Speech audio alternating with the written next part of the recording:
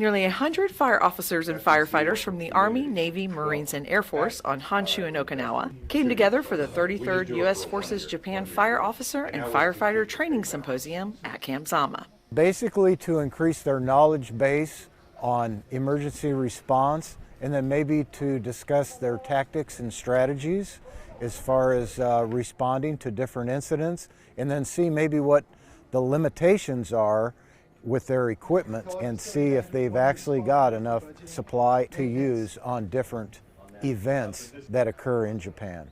The symposium kicked off with opening remarks from U.S. Army Garrison Japan Commander Col Gage and a presentation by U.S. Army Garrison Japan Fire and Emergency Services. You bring a wealth of experience, knowledge, and training to the table, and this is a great opportunity for you to meet jointly and train together and collaborate on different objectives and professional training, and then just networking amongst yourselves with your fire and emergency service peers.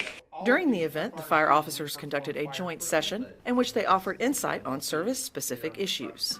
The firefighters also conducted a rescue operation where they came together to practice breaching concrete walls and floors in order to rescue injured personnel from a collapsed building. The training was actually well informative and very,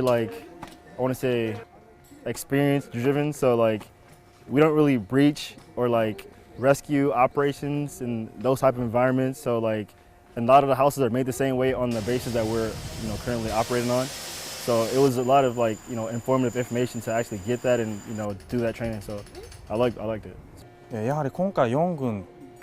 This was my first time participating in a symposium where firefighters from other branches of service trained together. It was very beneficial to be able to see the different techniques and tactics that the other services demonstrated. There was a lot to learn from the other firefighters since this was my first time participating in this event. However, it was very exciting having to think and move efficiently in order to conduct the rescue operations. The symposium concluded with a demonstration by 46 firefighters from each branch, showcasing a rescue operation in a collapsed building where they used the techniques and skills they learned throughout the event. One of the other firefighters told me that our job does not end when we make a hole in the wall. He said our job ends when we perform all the necessary operations in order to rescue someone in need. That resonated with me.